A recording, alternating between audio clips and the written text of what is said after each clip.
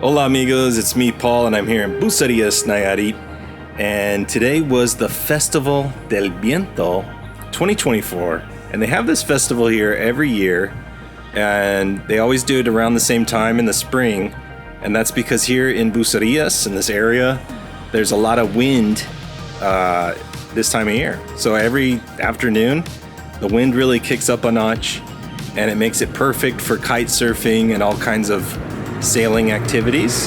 And so they have this awesome event here, and so I took my camera and my drone down to the beach and I shot some cool video, and I just finished putting that video together. I actually filmed the intro at the beach, but it was so windy that you couldn't hear me. So anyways, here's the video. Enjoy.